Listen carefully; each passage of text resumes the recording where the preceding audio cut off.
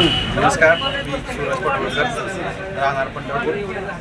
आज मी तहसील कार्यालय सांगोला येथे बेमुदत आंदोलन उपोषण करण्यासाठी बसलेलो आहे.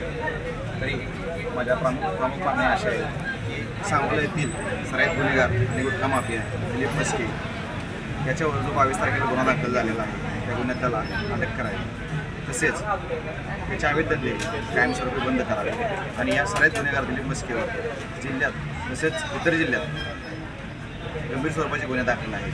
त्या अनुषंगाने त्याच्यावरती प्रतिबंधित कारवाई करण्यात यावी.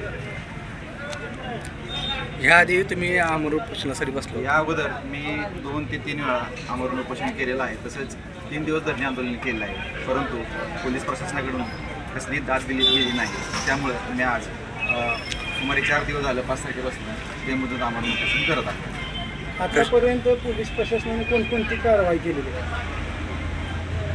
पोलीस प्रशासनाकडनं नुसतं आश्वासनच भेटलेलं आहे. जो दिलीप मस्के नावाचा मुख्य आरोपी आहे त्याला काय अजून अटक झालेली नाही.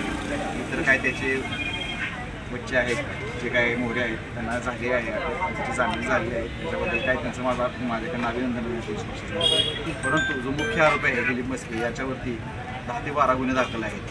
पुणे जिल्हा असेल, कोल्हापूर जिल्हा, सांगली जिल्हा, अकोला जिल्हा. आणि हा दिलीप मस्के म्हणजे पश्चिम महाराष्ट्राला लागलेला एक प्रकारचा कॅन्सर आहे. आणि माझी तुमच्या प्रशासनाला विनंती आहे की हा जो कॅन्सर आहे त्यात तो समूळ नष्ट केला पाहिजे प्रशासनाने आणि याच्यावर अशी कडक कारवाई करून याचं उच्चाटन केलं पाहिजे. सुरुवातीला तुम्ही उपोषणाला बसला होता त्यावेळेस 4-5 नावे होती, त्यातल्या तर नावं यात दिसत नाहीत आणि एकच प्रामुख्याने नाव आहे. बाकीच्या आरोपींना तुम्ही अटक झाली आहे का काय? त्यातील 1-2 आरोपी अटक झाले आहेत आणि बाकीच्यांचे हे जामीन झाले आहेत. आणि जामीन होण्यासाठी 2 ते 3 महिन्याचा कालावधी पण गेलेला आहे. आणि या कालावधीत प्रशासनानं पोलिसांनी या आरोपींना अटक करणं गरजेचं होतं, परंतु त्यांना अटक झालेली नाही आणि त्यामुळे कोर्टातून यांचे जामीन झालेले आहे. त्यामुळे त्याची नावं आपण काढलेली आहेत. तसं पण ती पोरे आहेत. आपला मुख्य जो आरोपी आहे तो दिलीप मस्केच आहे. माझी मुख्य मागणी पहिल्यापासून हीच आहे की दिलीप मस्केला अटक झाली. तुमच्या उपोषणाचा आज 4था दिवस आहे. तर पोलीस प्रशासनाकडून कोणती काय तुम्हाला काय कळवलं का नाही? येऊन गेले, भेटून गेले. PI साहेब नाहीत आले, जगताप साहेब आले होते, कुलकर्णी साहेब आले होते, परत तरी हे 2-3 आले होते. त्यांच्याकडनं फक्त पहिल्यापासून मला आश्वासन दिलं जाते, मुदत मागितली जाते, पण आरोपीला काय अटक केली जात नाही. त्यामुळे त्यांनी त्याला अटक करावी हीच माझी इच्छा आहे. तुम्ही आता बोलताना म्हणाला की मला दमदाटी केली जाते, ते कुणाकडून दमदाटी केली होती? दमदाटी म्हणजे तसं दमदाटी म्हणजे फुटण्यासाठी मला प्रेशर आणलं जातं. जे गुन्हेगार आहेत त्यांच्याकडनंही केलं जाते आणि पोलीस प्रशासनाकडनंही विनंती केली जाते की उठावं आणि उपोषण थांबवावं वगैरे.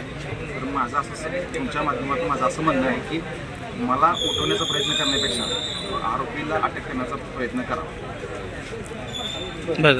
मुख्य आरोपीला का पकडलं जात नाही असं काय तुम्हाला काय वाटतं? तेच तर समजायला तयार नाही ना. तेच तर समजायला तयार नाही. नेमकं का पाठीशी घातलं जाते मुख्य आरोपीला? काय त्याच्यावर राजकीय हात आहे, काय पोलीस प्रशासनाने त्याला काय सहकार्य आहे याचा पण तपास झाला पाहिजे, त्याची पण चौकशी झाली पाहिजे.